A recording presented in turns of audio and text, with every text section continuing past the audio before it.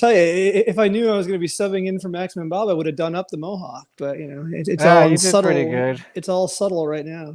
I have all my Maximum Bob props out. I had all my Deli Creeps shirts out.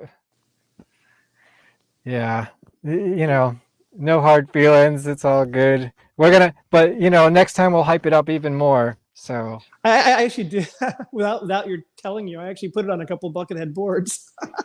I put them on all the Facebook groups and everything. Oh, did you? Okay, I so had you like both a did. bunch of people tuned in at the beginning, and they've trickled out by now. But Like Buckethead's not going to be here. Well, who knows? Maybe I'm Buckethead. Maybe, right? I mean, It could be. You've claimed to have met him. Oh, that's not a claim. That's a true story. I do have the autograph to show. Yeah, that was weird because you and I were talking about that the other night. That it's funny because it's the mystery show that when you go find it online, there's no record of it. It's like like it didn't happen. Did you see that magazine article that I sent you? I did, but I'm wondering because that was the same date of the '97 show. So I'm wondering if that was the '97 show that. No, but that article came out in '96. Oh, did it? So that's why I was. Are you sure it wasn't promoting it in '97? I mean, I don't know. I don't have a physical copy of it. I don't think, but. And again, it makes sense that it's a Buckethead and Friends show because I think I remember you saying that, and it's not the Praxis show because you would have remembered that, and Brain wasn't playing on that. No. It's not the GR2 show, although I believe you were also there.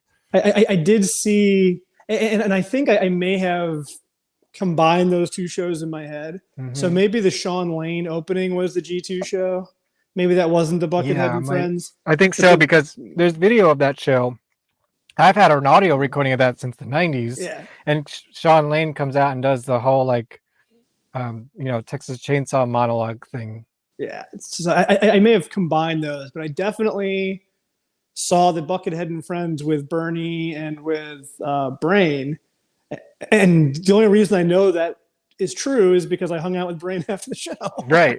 And you almost Bernie was late, so you want to tell that story? well, in my full defense, I told the story on the other podcast. Yeah, I saw you do it. So full disclosure, this is back when I was in high school. No, you were in college. No, college. You're right. It was college, and my college buddies knew Praxis. I didn't know who any of these guys were. That was my first introduction to Buckethead. Was when my friends listening to. And they were listening to Transmutation and Sacrifice like nonstop. Anytime I was in their dorm room, one of those two albums was playing for the most part. And when they saw that he was playing downtown Manhattan, we decided to go out and play and go see them.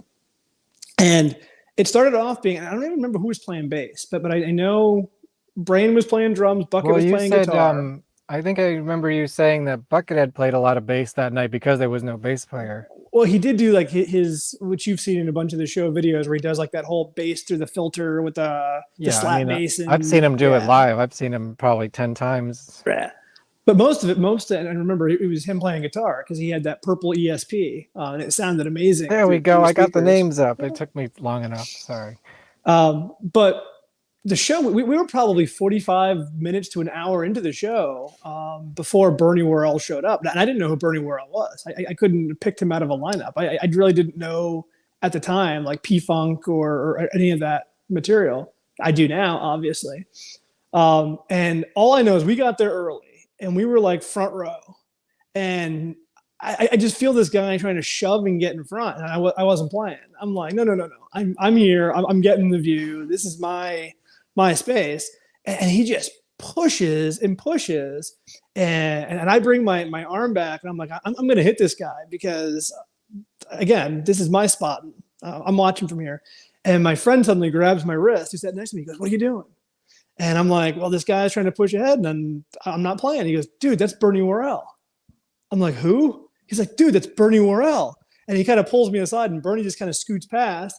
Next thing I know, he's jumping on stage. And he gets behind a keyboard and starts playing. And obviously the rest of the show was like a jam session with Bucket and Brain and Bernie, and it was awesome. But I didn't know who he was. I can't believe there's no record. It's not on any of his like tour dates, like websites like that collect all this information. It's nuts. To bring that full circle, a couple of years ago through work. I run a team for a large company. I don't want to say who, but I run a team for a large company. And we were in Ohio for some meetings and we had some downtime. So I said, hey, let's go to the Rock and Roll Hall of Fame. So we were at the Rock and Roll Hall of Fame walking through. And what's one of the displays I have up is a P-Funk display with Bernie Worrell represented in like one of his outfits and one of his keyboards and everything, which was kind of cool. And I'm like, oh my Wizard God. of Woo. Exactly. So here's a guy in the Rock and Roll Hall of Fame that I almost got in a fight with. And it's funny because he probably would have beaten me to a pulp, to be honest. I probably wouldn't have won that fight. He probably would have beaten me. He's probably had some crazy adventures in his life. He probably has. And hanging out with George Clinton and Bootsy Collins all those years. And like, share, subscribe.